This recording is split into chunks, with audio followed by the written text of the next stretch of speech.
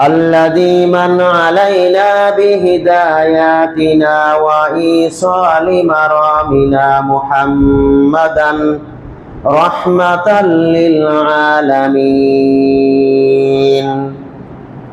وهو متمم مكارم الأخلاق ومعلم الخلائق وسيد المرسلين، نبينا محمد وعلى آله وصحبه ومن تبعهم بإحسان إلى يوم الدين. أما بعد، فإن أصدق الحديث كتاب الله، وأحسن الهدي هدي محمد صلى الله عليه وسلم، وخير الأمور عوادمها، وشر الأمور محدثاتها، وكل محدثة بدعة، وكل بدعة ضلالة، وكل ضلالة في النار. بعد أعوذ بالله من الشيطان الرجيم. يا أيها الذين آمنوا اتقوا الله حق تقاته ولا تموتن إلا وأنتم مسلمون. يا أيها الناس اتقوا ربكم الذي خلقكم من نفس واحدة وخلق منها زوجها وبث منهما رجالا كثيرا ونساء، واتقوا الله الذي تساءلون به والأرحام، إن الله كان عليكم رقيبا. يا أيها الذين آمنوا اتقوا الله وقولوا قولا سديدا يصلح لكم أعمالكم ويغفر لكم ذنوبكم، ومن يطع الله ورسوله فقد فاز فوزا عظيما. أما بعد، فقد قال الله تعالى في كلامه المجيد بعد أعوذ بالله من الشيطان الرجيم. فألهمها فجورها وتقواها، قد أفلح من زكاها، وقد خاب من دساها. وقال الله سبحانه وتعالى: من اهتدى فإنما يهتدي لنفسه، ومن ضل فإنما يدل عليها، ولا تزر وازرة وزر أخرى، وما كنا معذبين حتى نبعث رسولا. وعن حارثة بن وهب الخزاعي رضي الله تعالى عنه قال: سمعت النبي صلى الله عليه وسلم يقول: ألا أخبركم بأهل الجنة؟ كل ضعيف متضعف لو أقسموا على الله لأبرهم. ألا أخبركم بأهل النار؟ কুল্লু উতুল্লিন জাওয়াদিন মুস্তাকবির রাওয়াহুল বুখারী। وعن نعمان بن بشير رضي الله تعالى عنه يقول سمعت رسول الله صلى الله عليه وسلم يقول في آخر من الحديث ألا وإن في الجسد مضغة إذا صلحت صلح الجسد كله وإذا فسدت فسد الجسد كله ألا وهي القلب رواه البخاري। প্রশংসা আল্লাহ সুবহানাহু ওয়া তাআলার জন্য, যার অশেষ মেহেরবানিতে মুহররমের 10 তারিখে মুহররমের দ্বিতীয় জুমাতে জুমার সালাত আদায় করার জন্য মসজিদে উপস্থিত হতে পেরেছি। যে আল্লাহ সুবহানাহু ওয়া তাআলা তৌফিক দান করেছেন, তার শুকরিয়া জ্ঞাপনার্থে বলছি আলহামদুলিল্লাহ। দরুদ ও সালাম বর্ষিত হোক বিশ্বনবী সাইয়্যিদুল মুরসালিন খাতামান নবীন রাহমাতুল লিল আলামিন নবী মুহাম্মদুর রাসূলুল্লাহ সাল্লাল্লাহু আলাইহি ওয়াসাল্লামের উপর। একজন আসেন সামনে, গ্যাপ পূরণ করেন। সম্মানিত উপস্থিতি, আজকের খুতবার সংক্ষিপ্ত সময়ের আলোচনার বিষয় হচ্ছে হেদায়েত লাভের জন্য ইচ্ছা ও চেষ্টার গুরুত্ব। নিজের ইচ্ছা এবং চেষ্টা কতটুকু, হেদায়েত পাওয়ার জন্য নিজের ইচ্ছা এবং চেষ্টা কতটুকু আছে এবং এটার গুরুত্ব কতটুকু, এই বিষয়ে কোরআন এবং সহিহ সুন্নাহ থেকে গুরুত্বপূর্ণ তত্ত্ব ও তথ্যবহুল সংক্ষিপ্ত আলোচনা রাখবো ইনশাআল্লাহ। ওয়া মা তাওফীকি ইল্লা বিল্লাহ আলাইহি তাওয়াক্কালতু ওয়া ইলাইহি উনীব। রব্বিশ রাহলি সাদরি ওয়া ইয়াসসিরলি আমরি ওয়াহলুল উকদাতাম মিন লিসানি ইয়াফকাহু কাওলি। দুঃখ প্রকাশ করছি সেই সকল হতভাগ্য ব্যক্তির উপরে যারা এখনো পর্যন্ত সুযোগ থাকা সত্ত্বেও মসজিদে উপস্থিত হতে পারেনি। আল্লাহ সুবহানাহু ওয়া তাআলা তাদেরকে সহ আমাদের সকলকে হেদায়েতের পথে পরিচালিত করুন, আমাদের সকলকে ইসলামের সঠিক বুঝ দান করুন। আজকের এই গুরুত্বপূর্ণ খুতবা থেকে আমাদেরকে শিক্ষা লাভ করে আমাদের আমলে বাস্তবায়ন করার তৌফিক দান করুন। সম্মানিত উপস্থিতি, প্রত্যেক মানুষের অন্তরে আরেকটি মানুষ আছে।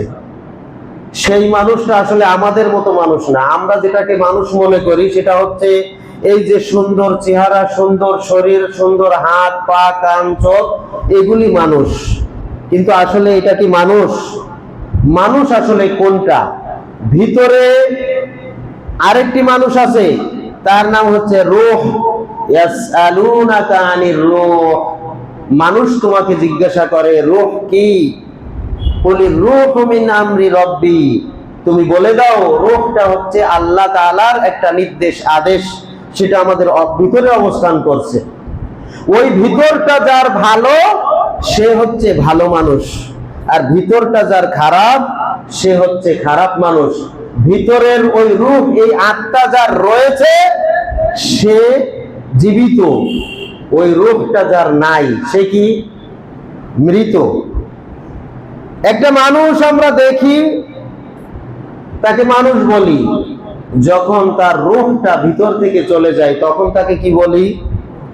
লাশ। তখন আর তাকে মানুষ বলি না।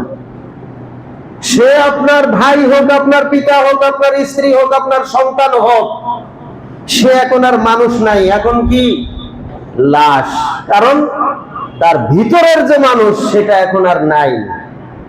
অতএব উপরের মানুষ আসলে কিছুই না, এটা শুধুমাত্র আমাদের শরীর, দেহ, রক্ত, মাংস, হাড় হাড্ডি, অঙ্গ প্রত্যঙ্গ, এগুলি মাত্র, আসলে মানুষ না। এটা হচ্ছে এর কোনো মূল্যায়ন নাই, দাম নাই যখন ভিতরের মানুষটা অর্থাৎ ভিতরের রূহটা, আত্মাটা বের হয়ে যাবে, কোনো দাম নাই।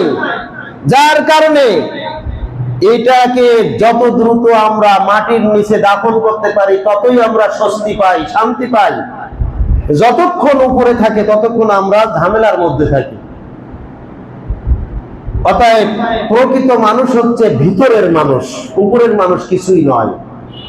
আমরা যেটাকে মানুষ বুঝি আসলে এটা মানুষ না। মানুষ হচ্ছে ভিতরের মানুষটাই হচ্ছে মানুষ। এজন্যই একজন মানুষের উপর যত সুন্দর হোক, উপরের যত ফিটফাট হোক না কেন, যদি ভিতরটা খারাপ হয়, তার যদি চুরি ডাকাতির অভ্যাস থাকে, মিথ্যা কথা বলা, মিথ্যা তহমত দেওয়া, গীবত তহমতের অভ্যাস থাকে, মানুষের অর্থ সম্পদ আত্মসাতের অভ্যাস যদি থাকে, তাহলে তাকে আমরা কি বলি? লোকটা খুব খারাপ। আসলে লোক তো আমরা দেখতে পাচ্ছি ভালোই, তার শরীরে কোনো সমস্যা নাই, সে সুস্থ আছে, অসুস্থ নাই, তারপরেও আমরা কি বলি? লোকটা খারাপ। আসলে লোকটা খারাপ না, লোকের অন্তরটা খারাপ, ভিতরের আত্মাটা খারাপ, তাই বলি মানুষটা খারাপ। বলুন কথা ঠিক কিনা? আবার আরেকজন ব্যক্তির ভিতরটা খুবই সুন্দর, মানুষের সাথে সুন্দর আচরণ করে, সদা সত্য কথা বলে, সুন্দর করে চলে, মানুষের হক ফাঁকি দেয় না, মানুষের অর্থ সম্পদ আত্মসাৎ করে না, কোনো মানুষের কোনো ক্ষতি করে না, প্রয়োজন পড়লে মানুষের উপকার করে, মানুষের পাশে দাঁড়ায়, মানুষের ভালো চায়, খারাপ চায় না। এই মানুষটাকে সবাই বলে লোকটা খুব ভালো, মানুষটা খুব ভালো। এই ভালো আসলে কোন জায়গার ভালো? ভিতরের ভালো, আত্মার ভালো। এজন্যই তাকে বলা হয় ভালো। নুমান ইবনে বশীর রাদিয়াল্লাহু তাআলা আনহু বলেন, আমি রাসূল সাল্লাল্লাহু আলাইহি ওয়াসাল্লামকে বলতে শুনেছি, তিনি বলেছেন, সহিহ বুখারীর 52 নম্বর ঈমান পর্বের হাদিস, এই হাদিসের একটু বড় হাদিস, এই হাদিসের শেষ অংশে এসে আল্লাহর নবী বলছেন, আলা ওয়া ইন্না ফিল জাসাদি মুদগা, জেনে রেখো প্রত্যেক মানুষের অন্তরে একটা টুকরা আছে, গোশতের টুকরা, ওটাই হচ্ছে আত্মা, ওটাই হচ্ছে রূহ, ওটাই হচ্ছে প্রকৃত মানুষ। ইযা সালাহাত সালাহাল জাসাদু কুল্লুহু, যখন এই ভিতরের অংশটা ভালো থাকে তখন তার পুরা শরীরটা ভালো থাকে, সে পুরা ভালো মানুষ। ওয়াইদা ফাসাদাত ফাসাদাল জাসাদু কুল্লুহু, আর ভিতরের ওই অংশটা যদি নষ্ট হয়ে যায়, পচে যায়, খারাপ হয়, তাহলে পুরা মানুষটাই খারাপ মানুষে পরিণত হয়। আলা ওয়াহিয়াল কলব, জেনে রেখো ওই ভিতরের মানুষটার নাম হচ্ছে কলব, আত্মা, রূহ। অতএব যার ওই ভিতরের অংশ ভালো সে ভালো, যার ভিতরের অংশ খারাপ সে খারাপ। যার ভিতরের অংশ ভালো সে হিদায়াতের পথে আছে, যার ভিতরের অংশ খারাপ সে হিদায়াতের পথে নাই, সে গোমরাহির পথে রয়েছে, পথভ্রষ্টতার মধ্যে রয়েছে। সম্মানিত উপস্থিতি, আমরা মনে করি যে আল্লাহ তাআলার ইবাদত করতে পারলে আমরা আল্লাহর উপকার করি, নামাজ পড়লে আল্লাহর উপকার হয়, আমাদের উপকার হয়, এটা আমরা কেউ মনে করি না। তাই তো অধিকাংশ মানুষ সালাত আদায় করে না, তাই তো অধিকাংশ মানুষ আল্লাহর হুকুম পালন করে না, আল্লাহর বিধান মেনে চলে না, আল্লাহর ইবাদত করে না। কেন করে না? এদের মনে হয়, এদের ভাব দেখলে বোঝা যায় যে আমরা যা করি সব আল্লাহর উপকারের জন্য, আমার জন্য কিছুই না। আসলে কি তাই? আমরা ইবাদত করি কিসের জন্য? আল্লাহর জন্য না আমার জন্য? নামাজ পড়ি কার জন্য? আল্লাহর জন্য না আমার জন্য? আমার উপকারের জন্য। আল্লাহর কি কোনো উপকার বা ক্ষতি আছে? আল্লাহ তাআলা নিজেই বলছেন, ইন তাকফুরু আনতুম ওয়া মান ফিল আরদি জামিআ, যদি তোমরা যারা এখানে উপস্থিত আছো, তোমরা ওয়া আনতুম ওয়া মান ফিল আরদি জামিআ, এবং এই পৃথিবীতে যত মানুষ রয়েছে, আদম থেকে শুরু করে কিয়ামত পর্যন্ত যত মানুষ এই পৃথিবীতে আসবেন, সমস্ত মানুষ যারা উপস্থিত, যারা অতীত হয়ে গেছে, যারা বর্তমান আছে, যারা ভবিষ্যতে আসবে, সবাই যদি আল্লাহর অকৃতজ্ঞ হয়, সবাই যদি কুফরিতে লিপ্ত হয়, সবাই যদি কাফের হয়ে যায়, সবাই যদি পাপিষ্ঠ হয়ে যায়, আল্লাহ তাআলা বলছেন, ফাইন্নাল্লাহা গনিয়্যুন হামিদ, তবে আল্লাহ তাআলা, তার কোনো ক্ষতি নাই, তার কোনো লস নাই, তিনি হচ্ছেন গনিয়্যুন, মুখাপেক্ষীহীন, তিনি তোমাদের মুখাপেক্ষী নন। তোমরা ইবাদত করলে কি আর না করলে কি, কুফরি করলে কি আর তার বিধান মানলে কি, এটার আল্লাহর কোনো যায় আসে না। তিনি প্রশংসিত, মুখাপেক্ষীহীন, তোমাদের এই ইবাদতের মুখাপেক্ষী তিনি নন। অতএব আমরা যদি কুফরি করি তাহলে আল্লাহর যেমন কোনো ক্ষতি নাই, আবার যদি তামাম দুনিয়ার সমস্ত মানুষেরা আল্লাহর বিধান মেনে নেয়, সবাই যদি মুসলিম হয়ে যায়, সবাই যদি আল্লাহর দ্বীন মেনে নেয়, সবাই যদি ইমানদার হয়ে যায়, তারপরেও আল্লাহর এক চুল পরিমাণ লাভ হবে না। এটা আমাদেরই উপকার হবে, আমাদেরই লাভ হবে। সুবহানাল্লাহ। আল্লাহ তাআলা বলছেন, মান ইহতাদা ফাইন্নামা ইয়াহতাদি লিনাফসিহি, যে ব্যক্তি হেদায়েতের পথে চলে, ইয়াহতাদি লিনাফসি, সে নিজের জন্যই, নিজের ভালোর জন্যই, নিজের কল্যাণের জন্যই, নিজের মঙ্গলের জন্যই হেদায়েতের পথে চলে। সুবহানাল্লাহ। ওয়া মান দাল্লা ফাইন্নামা ইয়াদিল্লু আলাইহা, আবার যে ব্যক্তি গোমরাহির পথে চলে, পথভ্রষ্টতার পথে চলে, সে তার নিজের ক্ষতির জন্যই, নিজের ধ্বংসের জন্যই গোমরাহির পথে চলে। এতে আল্লাহর কোনো কিছুই লাভ লস নাই, আমাদেরই জন্য। ভালো হয়ে চললে আমাদের লাভ, খারাপ হয়ে চললে আমাদের ক্ষতি। আল্লাহর কি? আল্লাহর কিছুই না। ওয়ালা তাজিরু ওয়াজিরাতু উজরা উখরা, কিয়ামতের ময়দানে আমরা যখন পাপ নিয়ে উপস্থিত হব, আল্লাহ তাআলা বলছেন কেউ কারো বোঝা বহন করবে না। আমার পাপ আমাকেই বহন করতে হবে, যার বোঝা সেই বহন করবে, যার পাপের বোঝা তাকেই বহন করতে হবে। আপনি যার জন্য পাপিষ্ঠ হয়েছেন, সে আপনার পাপ বহন করে দিবে না। আপনার আমলনামায় যেটা লিপিবদ্ধ হয়েছে, যে পাপ লিপিবদ্ধ হয়েছে, তার বোঝা আপনাকেই বহন করতে হবে। ওয়ামা কুন্না মুআযযিবিনা হাত্তা নাবাসা রাসূলা, সূরা বনী ইসরাঈলের 15 নম্বর আয়াত। আল্লাহ তাআলা বলছেন, আমি কোন মানুষকে শাস্তির সম্মুখীন করব না, শাস্তির সম্মুখীন তাকে করা হবে না, শাস্তির সম্মুখীন করা হয় না হাত্তা নাবাসা রাসূলা, যতক্ষণ পর্যন্ত তার কাছে রাসূল প্রেরণ করা না হয়, অর্থাৎ আল্লাহর বাণী তার কাছে না পৌঁছায়, ততক্ষণ আমি তাকে শাস্তির সম্মুখীন করব না। আচ্ছা, আমাদের কাছে কি রাসূল এসেছে? রাসূল সাল্লাল্লাহু আলাইহি সাল্লামকে কি আমরা দেখেছি? আমাদের মাঝে কোনো নবী রাসূল এসেছে? আসেনি। তাহলে আল্লাহ তাআলার এই কথা কি মিথ্যা নাকি? নাউযুবিল্লাহ। আল্লাহর নবী বলছেন, আল উলামা ওয়ারাসাতুল আম্বিয়া, আলেমরা হচ্ছে নবীদের ওয়ারিস, রাসূলের ওয়ারিস হচ্ছেন কিয়ামত পর্যন্ত আলেমেরা। নবীরা যে দায়িত্ব পালন করেছেন, আলেমেরা সেই দায়িত্ব পালন করবেন। প্রত্যেক মানুষের কাছে আল্লাহর দ্বীন পৌঁছে যাবে, পৌঁছে দেওয়ার দায়িত্ব এই সমস্ত আলেমদের। আমরাও পৌঁছে দিচ্ছি। সবচেয়ে গুরুত্বপূর্ণ পৌঁছে দেওয়ার মাধ্যম হচ্ছে জুমার দিন। যারা খুতবার পরে আসে, আমি যে ধারাবাহিকভাবে এখানে আলোচনা করব প্রত্যেক জুমাতে, তারা কি পরিপূর্ণ শুনবে? তাদের কাছে এই দিন কি পরিপূর্ণ স্পষ্ট হবে? হবে না। আপনাকে, আপনার দায়িত্ব হচ্ছে আল্লাহর দ্বীন পৌঁছে দেওয়ার যে মাধ্যম, এই মাধ্যম তালাশ করতে হবে। আমি আপনার বাড়িতে বাড়িতে যে 1 ঘন্টা করে, এই 45 মিনিট করে জুমার খুতবা প্রত্যেকের বাড়িতে যে যদি দেই, তাই এটা কি আমার পক্ষে সম্ভব? এই সমাজের প্রত্যেকের বাড়ি যে আধা ঘন্টা 1 ঘন্টা আলোচনা করা কি সম্ভব? আপনাদেরকে এখানে আসতে হবে। আল্লাহ রাসূল সব সময় বাড়িতে বাড়িতে যে দাওয়াত দেননি, দাওয়াত দিয়েছেন বিধর্মীদেরকে, ইসলাম বুঝিয়েছেন। ইসলাম বোঝানোর পরে যারা মুসলিম হয়েছে তাদের বাড়িতে আর যান নাই, তারা এসেছে কোথায়? আল্লাহর নবীর কাছে দিন শিখতে। ওদেরকে আর বাড়িতে যে শিক্ষা দেননি।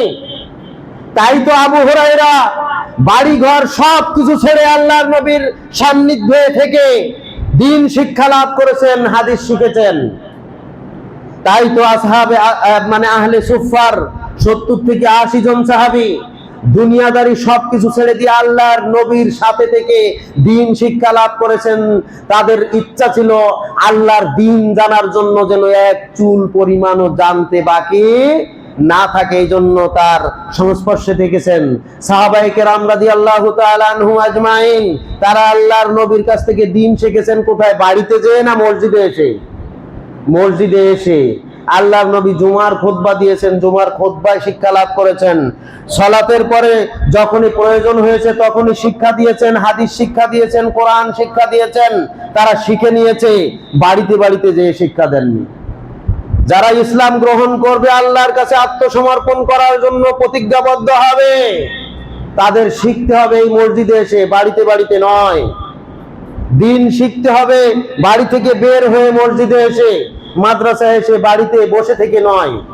সম্মানিত উপস্থিতি, অতএব জুমার দিনে আপনাকে আগে আসতেই হবে। আপনি যদি জুমার দিনে পরে আসার কারণে আজকের এই গুরুত্বপূর্ণ খুতবার একটি কথাও আপনি শুনতে না পান, সেই কথাটা যদি আপনার অজানা থেকে যায় এবং কিয়ামতের মাঠে আপনি যদি ওই আমলটা না করতে পারেন, তার জন্য আল্লাহর কাছে জবাবদিহি করতে পারবেন না। আল্লাহর কাছে এই কথা বলার সুযোগ কারো থাকবে না যে আল্লাহ, আমি জানতে পারি না, এই বিষয়টা জানতাম না, তাই মানতে পারিনি। এই কথা যারা বলবে, যে ব্যক্তি বলবে, আল্লাহ তাআলা তাকে ডাবল দ্বিগুণ শাস্তি দিবেন। তোকে জানার সমস্ত পরিবেশ আমি তৈরি করে দিয়েছিলাম, কেন তুই জানলি না? জানতে কে তোকে নিষেধ করেছে? সম্মানিত উপস্থিতি, এই জন্যই বলছিলাম আপনাদেরকে মসজিদমুখী হতেই হবে দ্বীন জানার জন্য এবং মানার জন্য। দ্বীন যত বেশি জানবেন তত বেশি মানার আগ্রহ তৈরি হবে। সারা জীবন যদি বাড়ি বসে থাকেন, দ্বীন না জানেন, না জানার চেষ্টা করেন, মানার মতো মন মানসিকতাও তৈরি হবে না।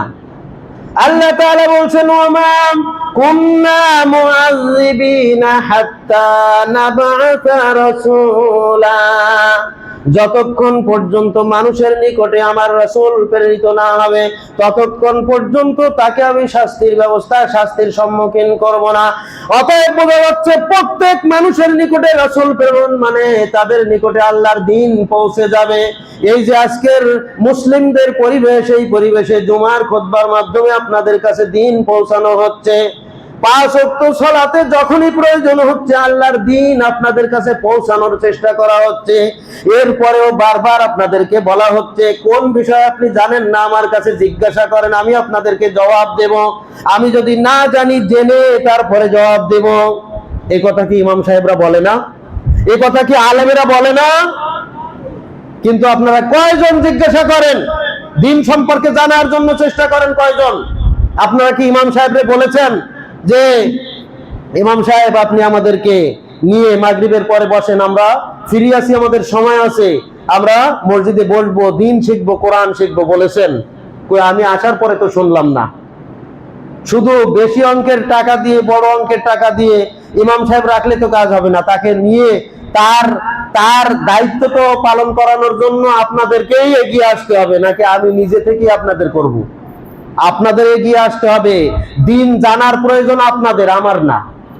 অতএব আমার যেভাবে প্রয়োজন আছে এটা আমি জানবো, আপনাদের যেভাবে জানার প্রয়োজন এটা আপনাদেরকে জানতে হবে। আমি জোর করে নিয়ে আসতে পারবো না, আপনাদেরকে এগিয়ে আসতে হবে। সম্মানিত উপস্থিতি, বলছিলাম আল্লাহ তাআলা এই কথা বলার মাধ্যমে বলছেন প্রত্যেক ব্যক্তিকে শাস্তির সম্মুখীন এজন্য হতে হবে, তাদের কাছে দ্বীন পৌঁছানোর ব্যবস্থা আছে, তারপরেও যদি তারা না জানে, না মানে, তাহলে অবশ্যই তাকে শাস্তির সম্মুখীন হতে হবে। নাউযুবিল্লাহ। সম্মানিত উপস্থিতি, একজন ব্যক্তি সে সাঁতার জানে না, হঠাৎ করে পানিতে পড়ে গেছে, পড়ে ডুবে গেছে। এর জন্য সবাই বলবে যে লোকটা সাঁতার জানে না, কি করবে, বাঁচানোর কোনো ব্যবস্থা ছিল না, তাই ডুবে গেছে। কিন্তু আর একজন ব্যক্তি যদি সাঁতার জানে, সাঁতার জানার পরেও সে হাবুডুবু খেতে খেতে মারা যায়, তার জন্য কি মানুষ একটু আফসোস করবে না? হায় রে, বেটা সাঁতার জানে তারপরেও ডুবলো, পুকুরে সাঁতার কাটতে পারে তারপরেও পুকুরের মাঝখানে যে মারা গেল, ডুবে গেল, এর জন্য কি আফসোস করবে না? একজন লোক গাড়িতে অ্যাক্সিডেন্ট হয়ে মারা গেছে। অ্যাক্সিডেন্ট, এই অ্যাক্সিডেন্টের কারণে মেনে নেবে মানুষ, অ্যাক্সিডেন্ট হয়ে গেছে, মারা গেছে। কিন্তু আর একজন ব্যক্তি যদি গাড়ির সামনে যে আত্মহত্যা করে মারা যায়, তাহলে তাকে মানুষ কি বলবে? ভালো না খারাপ? লোকটা এতই খারাপ, আত্মহত্যা করলো। কে আত্মহত্যা করতে হয়েছে? তোকে মরতে হয়েছে? তোর আর কোনো পথ ছিল না, তোকে মরাই লাগলো। একজন বিপদে পড়ে গলায় ফাঁস লেগে মারা গেছে অনিচ্ছায়, একজন না জেনে বিষ পান করেছে অনিচ্ছায় মারা গেছে, মানুষ তার জন্য আফসোস করবে, হ্যাঁ রে লোকটা মারা গেল। আর যদি একজন ইচ্ছা করে বিষ পান করে, আর একজন ইচ্ছা করে যদি গলায় দড়ি দেয়, দিয়ে মারা যায়, তাহলে মানুষ কি বলবে? ধিক্কার দিবে না তাকে? এত খারাপ, তোর এইভাবে মরতে হলো, মর তুই শালা। বলে একজন বিষ খাওয়ার পরেও যদি না মরে, অধিকাংশ মানুষ দেখবেন বলে যে মরলো না, ও মরুক। মরা মৃত্যু কামনা করে ওরে, কারণ ও মরতে গেছে ইচ্ছা করে মরতে গেছে, তাই ওর মৃত্যু কামনা করে।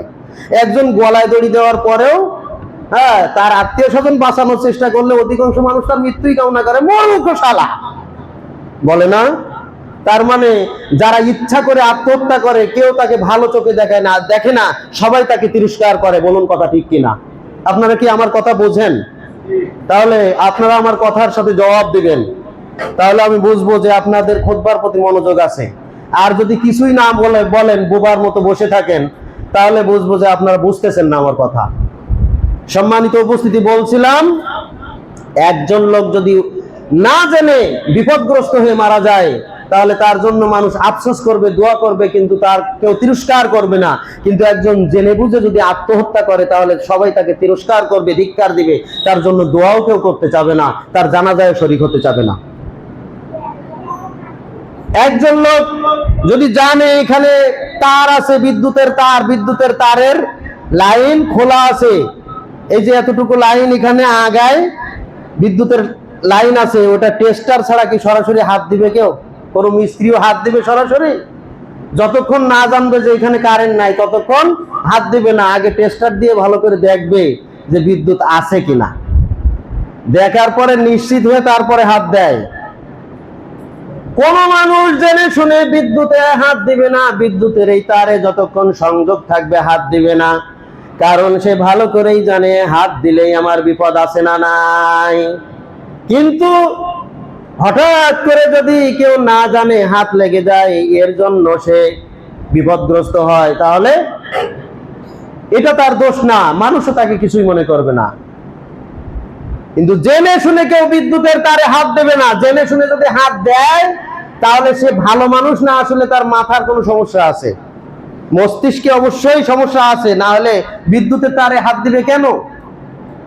বিদ্যুতের এই লাইন অবস্থায় কেন হাত দিবে? হাত দিলে সে বিপদগ্রস্ত হবে, তার মৃত্যু হয়ে যেতে পারে। এটা কি তার বিশ্বাস নাই? যাদের বিশ্বাস আছে তারা হাত দেয় না, যাদের বিশ্বাস নাই তারা হাত দেয়। তবে আমি মনে করি যে এখানে যারা উপস্থিত আছেন, কেউ বিদ্যুতের তারে হাত দিবেন না। দিবেন একজন দেখান তো, আমি বিদ্যুতের তারে হাত দিব, কারেন্টের সংযোগ আছে, তারপর হাত দিব, আমি হাত দিয়ে ধরবো। আছেন কেউ এখানে? হাত দিবেন না। কারণ কি? সবাই জানেন যে এই বিদ্যুতের তারে হাত দিলে আমার বিপদ আছে। বলছিলাম জেনে শুনে যারা ভুল কাজ করে, তারা বিপদগ্রস্ত হলে মানুষ তাকে ধিক্কার দেয়। আল্লাহ তাআলার বিধান, আল্লাহ তাআলার সিস্টেমও ঠিক একই রকম। মানুষ যখন জেনে শুনে ভুল করবে, তখন তাদেরকে আর ছাড় দেওয়া হবে না, তাদের শাস্তিও বেশি দেওয়া হবে, তারাও ধ্বংসের দিকে পতিত হয়ে যাবে। নাউযুবিল্লাহ। মানুষ যদি জেনে শুনে শিরিক করে, তাহলে তার শাস্তি কি? শিরিকের গুনাহ হচ্ছে, শিরিকের অপরাধ হচ্ছে চিরস্থায়ী জাহান্নাম, চিরদিনের জন্য জাহান্নাম। কেউ যদি জেনে বুঝে কুফরিতে লিপ্ত হয়, তাহলে তার ঠিকানা হচ্ছে চিরস্থায়ী জাহান্নাম। কেউ যদি পিতামাতার অবাধ্য হয়, তাহলে সে একটা বড় গুনাহ করলো, কবিরা গুনাহ করলো। এটা কি জানেন না এমন কোন লোক আছেন? কাবিরা গুনার পরিণামও জাহান্নাম। কেউ যদি মিথ্যা সাক্ষ্য প্রদান করে, এটাও কাবিরা গুনাহ, বড় গুনাহ, এর পরিণাম জাহান্নাম। এভাবে মানুষ হত্যা করলে তার পরিণামও জাহান্নাম। মানুষ হত্যা করা কাবিরা গুনাহ। এইগুলো জানেন না এমন কোন লোক আছেন এখানে? নেশাদার দ্রব্য পান করলে নিজেকে ধ্বংসের দিকে ঠেলে দেওয়া হয়, দুনিয়াবি ধ্বংস, পরকালীন ধ্বংস। সালাত না পড়লে কাফের হতে হয়, মুশরিক হতে হয়, মুনাফিক হতে হয়। জানেন না এমন কেউ কি আছেন? জীবনে কোনোদিন এই কথাগুলি শুনেননি কোনোদিন, আজকে নতুন শুনতেছেন, এমন কোন ব্যক্তি আছেন? সালাত না পড়লে কাফের হতে হয়, মুশরিক হতে হয়, মুনাফিক হতে হয়। মানুষের সম্পদ আত্মসাৎ করলে তার ঠিকানা জাহান্নাম। স্বয়ং আল্লাহ তাআলা সমস্ত গুনাহ ক্ষমা করলেও শিরিকের গুনাহ এবং মানুষের সম্পদ আত্মসাতের গুনাহ আল্লাহ ক্ষমা করবেন না, কারণ এটা আল্লাহর সিস্টেমে নাই। মানুষের সম্পদ আত্মসাৎ করলে মানুষের কাছ থেকে ক্ষমা চেয়ে নিতে হবে। এটা জানেন না এমন কোন ব্যক্তি আছেন? চুরি, ডাকাতি, ছিনতাই, এগুলিও মানুষের হক নষ্ট করা হয়। এগুলি করলে গুনাহ নাকি সওয়াব? এগুলি করলে গুনাহ হয়, সওয়াব হয় না। এটা জানেন না এমন কোন ব্যক্তি আছেন?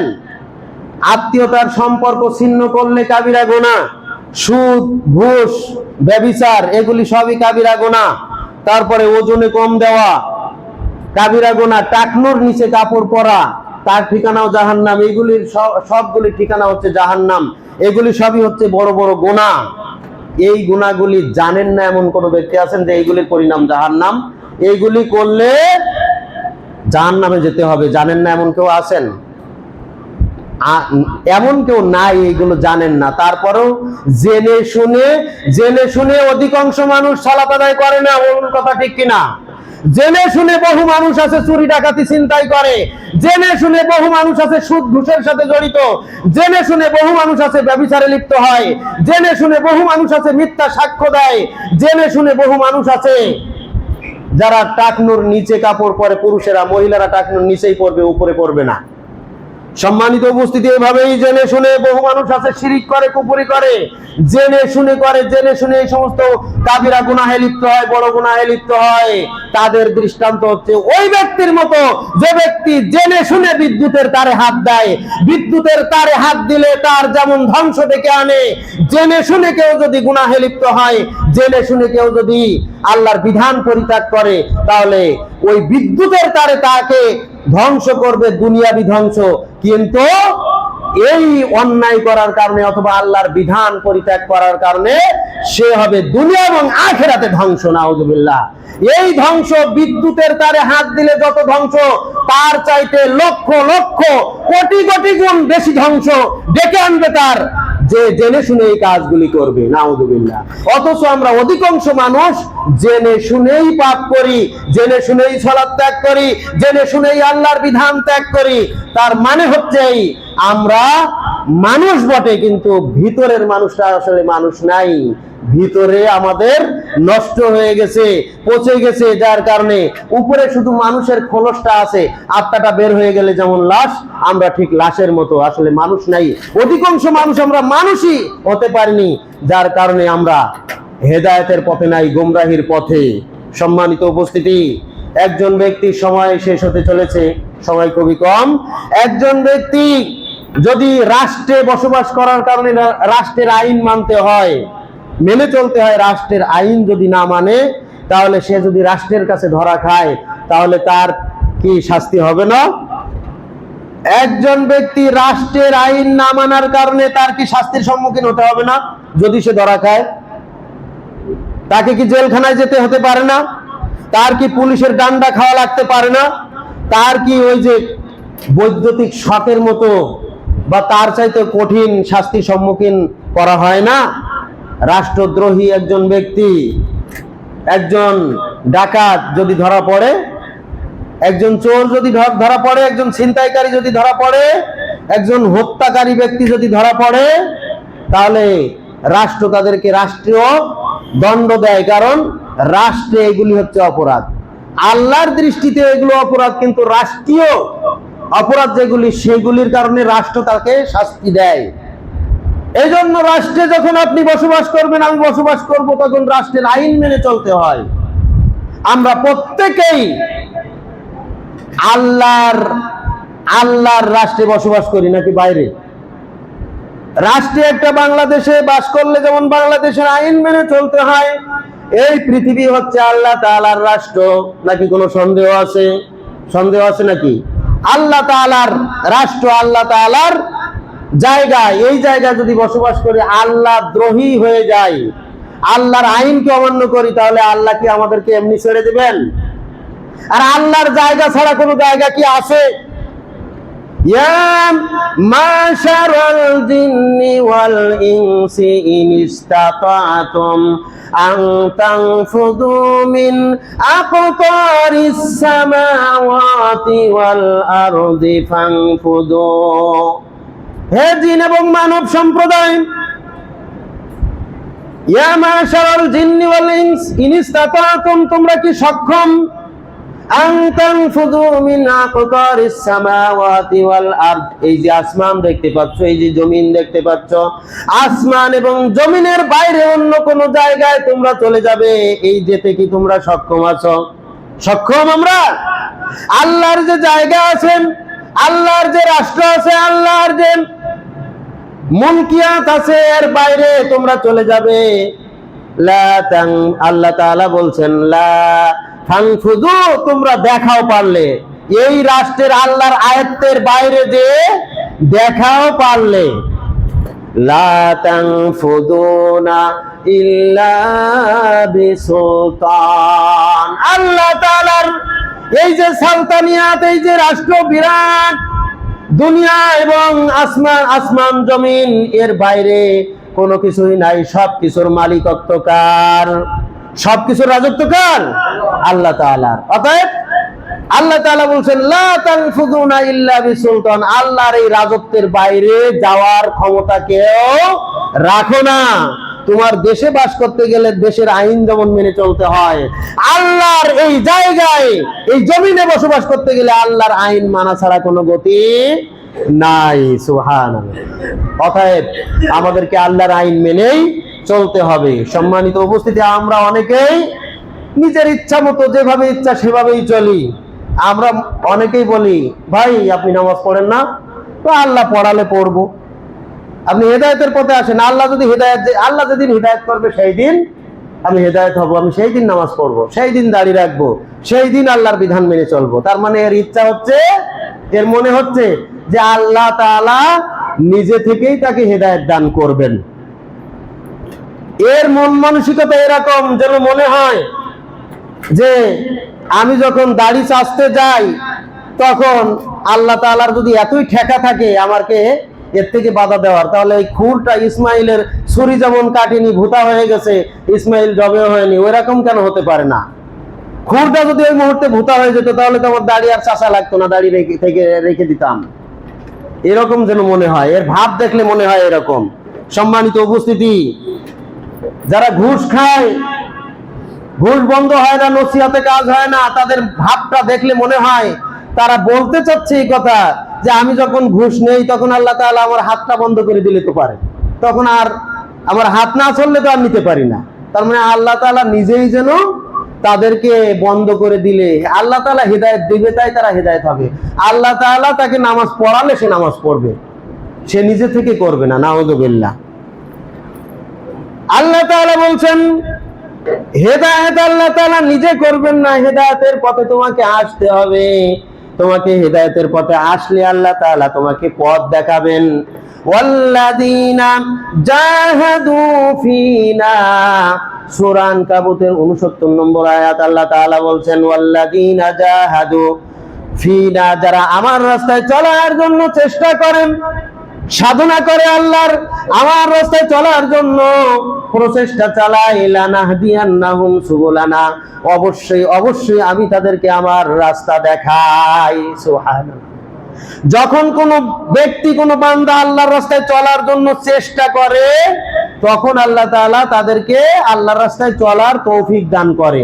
যতক্ষণ চেষ্টা না করে ততক্ষণ আল্লাহ তৌফিক দান করেন না। এজন্যই আল্লাহ তাআলা বলছেন সূরা রাদের 11 নম্বর আয়াত, ইন্নাল্লাহা লা ইউগাইয়িরু মা বিকওমিন, আল্লাহ তাআলা ওই জাতিকে কখনো পরিবর্তন করেন না, তাদের ভাগ্যের পরিবর্তন করেন না, তাদেরকে হেদায়েতের পথ দেখান না, তাদেরকে ভালো হওয়ার সুযোগ দেন না, হাত্তা ইউগাইয়িরু মা বিআনফুসিহিম, যতক্ষণ পর্যন্ত তারা নিজেরা নিজেদেরকে পরিবর্তন না করে, নিজেরা যতক্ষণ চেষ্টা না করে ততক্ষণ আল্লাহ তাদেরকে পরিবর্তন করেন না।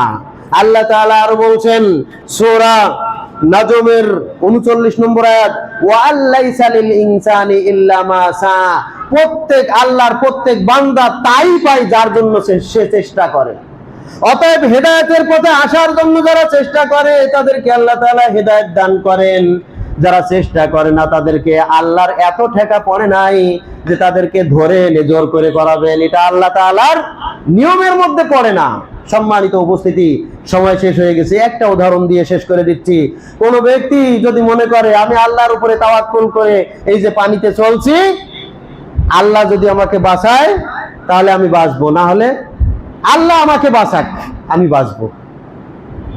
আল্লাহর উপরে তাওয়াক্কুল করে সে পানিতে ঝাঁপিয়ে পড়লো, সমুদ্রের মাঝখানে লঞ্চ থেকে জাহাজ থেকে ঝাঁপিয়ে পড়লো। যদি আমি আল্লাহর উপরে ভরসা করলাম, আল্লাহ তাআলাই আমাকে বাঁচাবে। এখন আল্লাহ তাআলা দেখা গেল ঠিকই একটা কাঠের টুকরা তার পাশ দিয়ে ভাসিয়ে পাঠিয়ে দিল যে ভেসে চলে যাচ্ছে। সে এখন যদি চেষ্টা না করে, সে যদি চিন্তা করে যে কাঠ যাচ্ছে যাক, আল্লাহ যদি আমাকে বাঁচায় বাঁচবো, আল্লাহ আমাকে বাঁচাবে, আল্লাহর উপরে ভরসা করে বসে রয়েছে। কাঠ ভেসে চলে গেল, কাঠ যদি না ধরে, বাঁচার চেষ্টা না করে, তাহলে সে কি বাঁচবে না ডুববে? সে মরবে না বাঁচবে? নিশ্চিত বাঁচবে, কারণ আল্লাহ তাআলা এক এক ওসিলায় তাকে বাঁচাবে, কিন্তু সেটাও সে গ্রহণ করলো না। অর্থাৎ এটাই হচ্ছে চেষ্টা, এই যে কাঠটা ধরা এটাই হচ্ছে তার চেষ্টা। ওই কাঠটা আল্লাহ তাআলার পক্ষ থেকে পাঠানো হয়েছে, এই কাঠটা তাকে ধরতে হবে, ভেসে থাকার চেষ্টা করতে হবে, তাহলে পরবর্তীতে আল্লাহ তাআলা তাকে বাঁচাবে।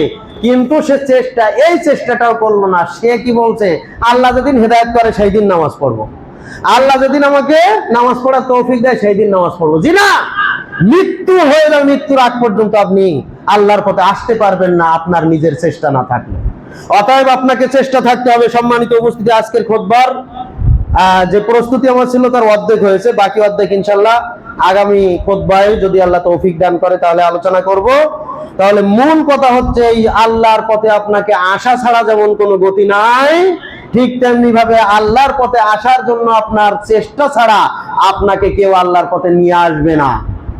আপনাকে আল্লাহর পথে আসা ছাড়া গতি নাই, আপনাকে আসতেই হবে। আপনাকে দুনিয়া এবং আখিরাতে বাঁচতে গেলে আল্লাহর বিধান মানতেই হবে। আল্লাহর এই জমিনে বসবাস করতে গেলে আল্লাহর বিধান মানতেই হবে। আল্লাহর বিধান মানা ছাড়া দুনিয়া এবং আখিরাতে কোন জায়গায় আপনার জন্য মুক্তি নাই, নিষ্কৃতি নাই। মুক্তি আছে আল্লাহর বিধানের মধ্যে, শান্তি আছে আল্লাহর বিধানের মধ্যে। তবে আল্লাহর বিধান আপনাকে মানতে হবে। আল্লাহর বিধান আপনাকে এমনি এমনি আপনি মানতে পারবেন না, আপনার জন্য আপনি চেষ্টা করতে হবে, আগে আপনার সাধ্য অনুযায়ী চেষ্টা করতে হবে। তাহলে আল্লাহ তাআলা আপনাকে এই পথে, আল্লাহর পথে চলার জন্য তৌফিক দিবেন, আল্লাহর বিধান মানার জন্য তৌফিক দিবেন। আল্লাহ তাআলা আমাদের সকলকে সঠিক বুঝ দান করুন, ইসলামের প্রত্যেকটা হুকুম যথাযথভাবে মেনে চলার তৌফিক দান করুন। ওয়া আখিরি দাওয়ানা আনিল হামদুলিল্লাহি রাব্বিল আলামিন। বারাকাল্লাহু লানা ওয়া লাকুম ফিল কুরআনিল আযীম ওয়া নাফা'না ওয়া ইয়্যাকুম বিল আয়াতি ওয়াজ যিকরিল হাকীম। ফা ইন্নাহু তাআলা জাওয়াদুন কারীমুম মালিকুম বার রাউফুর রহিম।